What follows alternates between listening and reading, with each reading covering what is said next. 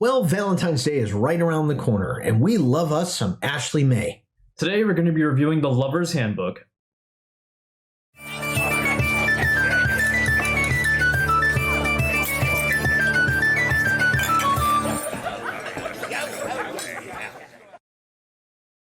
Welcome to the Homebrew Crew, a very special Valentine's Day version of the Homebrew Crew. Yeah, we wanted to take a nice intimate moment with our viewers today and go over a very special supplement from Ashley May. That's right, we're looking at the Lovers Handbook. Look, we even made it pink. Exactly.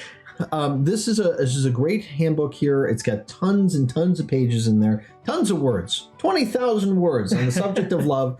But it's great for your campaigns to actually learn how to put that together with NPCs and all sorts of really cool stuff. There's even some really awesome items in there. Yeah, there's a lot of stuff that you're actually going to find in here. So besides things that are very useful that might be good in a D&D game or in real life, you're going to get some really nice roll tables and other character features that you're going to see in here. So why don't we go ahead and take a look and see what we got. Sounds good to me. Cue the new the stinger.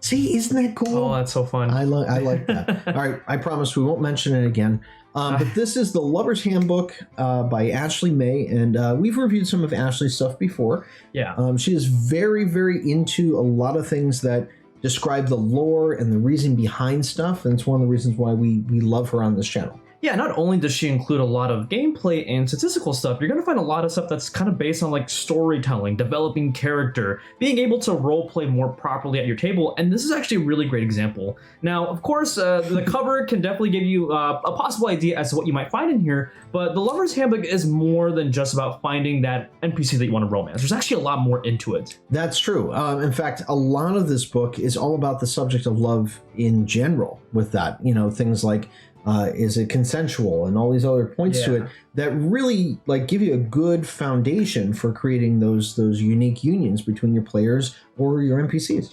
The first half of the supplement is actually a lot of description about how you might stumble upon a romance, how you might want to develop that.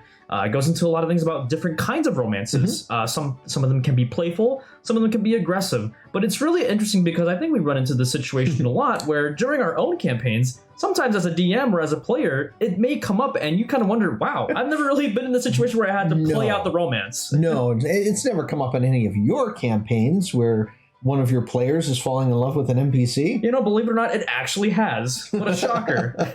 No, but this is a great guide for that. Some of the stuff in here is just phenomenal. In fact, I want to kind of go through it a little bit if we can here. Here's a great one here with romantic gifts. Yeah, so oftentimes when we're trying to, possibly swoon or show the other person that we really love them, we may use gifts. And in D&D, that might be a tricky thing to figure out. Do I give them this pod or do I give them this like backpack that I have in here? But no, it's actually really cool. There's one section about romantic gifts and jewelry. Yeah, you're going to give a backpack to someone that you care for? When you are digging through your inventory, you got to be a little desperate sometimes. Trust me. Okay, it's a bag of holding or devouring or whatever I hope it is. So, yeah. But this gives you a good idea here on the types of jewelry that you can give, the value of said jewelry, which is always nice to know what something is worth. And sometimes that said romance or said NPC may appreciate, oh wow, they spent a lot of silver on this. So sometimes even though it's a numerical thing, sometimes this can kind of get implemented into story and roleplay as well. So you'd be surprised. Right. So, here's a great example of that too. Like if you wanted to give somebody a ring or what have you, and you gave them the ring, the idea of knowing how much you spent on it, knowing how much them receiving it and knowing that oh, this is a rare gem. This gives you kind of an idea of how rare those particular gems are, how rare that particular material is. It kind of makes it more precious than what it is. Yeah, or it can even lead for opportunity of storytelling. Maybe you had to go on a quest to find this jewel, or you had to grind on doing all these side quests to get enough gold to get that for your romance. So there's a lot of opportunity here. Right.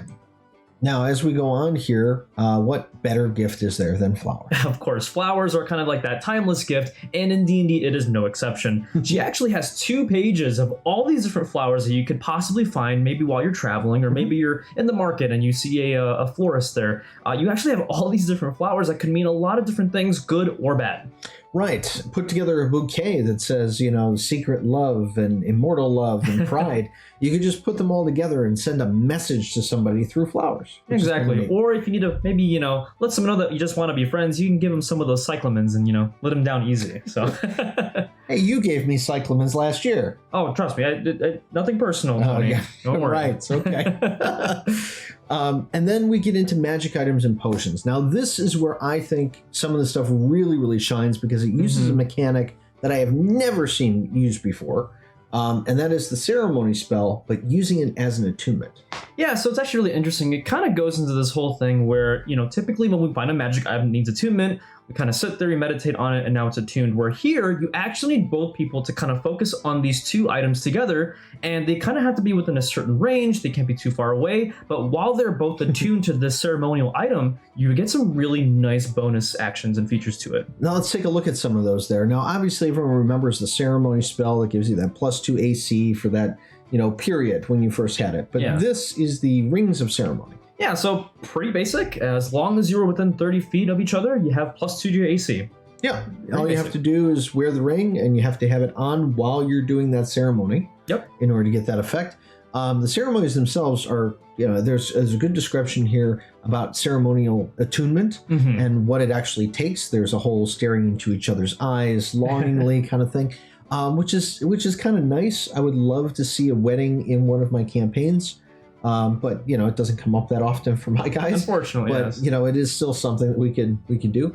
The rings of devotion are also cool. Yeah, so this is interesting. One ring wearer may expend a charge while touching the other ring wearer and sacrifice up to 10 HP to basically give that to the partner as temporary HP. So you're just kind of like literally giving up a little bit of your life to help protect the other one. Well, yeah, that is what love's all about, isn't it? Yeah. Rings of intimacy is pretty cool. Basically, as long as you have these two rings here and once a day, as long as you're within 1,000 feet of that other ring, you can actually teleport within a 5-foot space of that other person, which is actually needs really dimension cool. door? Right, get this ring. That's right. Ring and a person you love. That's the way it has to go. And then this one here, the Rings of Kindness, I really like this one too. This one it's kind of an interesting thing. Everybody carry that ring interdependently, right? Yeah. So everyone has to have their own ring with that. One ring wearer may expend a charge while touching another ring wearer to sacrifice a spell slot. So you can give somebody a spell slot that's equal to or less than the one that you had. Yeah, and on Homebrew Crew, we always love these things that kind of manipulate spell slots, and it's actually a really interesting thing. There's other ways you can give to your partner, right? Besides, health points and things like that. Giving spell slots is a very cool thing to give, and it's actually very cool mechanically as well. Now, the last ring that we have here on this is the Rings of Sacrifice. Yes, my paladin heart really spoke to me on this one. I really like this ring a lot. Essentially, once per long rest, when a wearer of this ring receives damage that would reduce him to 0 hit points or less, their partner may use their reaction to absorb the damage instead. They have to be within 60 feet, and they have to be able to see that other person. But again, really cool ring, really nice mechanic to kind of absorb that damage. It doesn't negate it or anything. So if it's a big hit, you're going to be taking that. So, and I still, like I said, I really love the fact that this requires that spell to attune it. Like actually doing and going through with the ceremony spell. I've always felt that ceremony is underused. I mean, a lot of people can use that to get married and all that kind of stuff, but it only has a short, lasting time. These rings actually activate when you do that spell with it. And you had a lot of opportunity to maybe think about, it doesn't have to be like a traditional marriage that you may have seen in movies or books. It could be like a really interesting thing based off of your race, based off of your culture and things like that. So it's actually really nice options that you get with that. Now, the last thing in here that we really liked on this is that you get how we met and dating and romantic outing tables. Gentlemen, pay attention, and ladies too, for this one here, because you can actually use this in real life. I'm not gonna tell you about that. I was gonna say, in case you're at the bottom of the barrel with your ideas here, you get this really nice roll table that you can actually roll to see, maybe put a little bit of backstory, possibly on an existing romance or maybe on some NPCs, and you roll in a d20 and you actually get to see maybe how they met. Let's find out what romantic outing we're gonna go on here. Exciting. 3. Going to a carnival or festival together. Oh, that's adorable. It's been a while since I've been to one of those in real life. One of those big stuffed bears. Yeah, or maybe a stuffed manticore, probably. Stuffed manticore. Yeah, stuffed manticore really shows you the affection. All right, so again, if you guys missed that is the Lovers Handbook by Ashley May. It can be found on the DMs Guild. Ashley has a lot of really great stuff on there. We've reviewed some of her stuff in the past. Definitely check her out. There's some really great things if you're looking for good lore Yeah, for your exactly. players. And now I know we focused a lot about the roll tables and some of the items here, but really a lot of this supplement is going to be focusing around how you can develop and create romances in your campaign, how you can make NPCs or player characters with meaningful romances, and a lot of different things that you're going to be learning about, not just possibly about the game, but maybe even real life stuff as well. So there's actually a really lot of good stuff that you're going to find in this supplement. Yeah, definitely check it out. Do not miss it. It's great for Valentine's Day and for all campaigns that you have. Now, if you did love us, you can definitely subscribe to us. Down here in the corner, there's a little red subscribe icon there. Yeah. You can click on that, hit the bell so you can get every single time that we are going out there and putting a new video up. And in any good relationship, communication is very key. So if you liked what you saw, or if you have any suggestions for us, be sure to leave a comment down below. Ask us any questions. Maybe you like something from the video or anything like that. We'll be sure to respond as soon as we can. And remember, the best campaigns are always the ones that are homebrewed. So until next time, Keep brewing.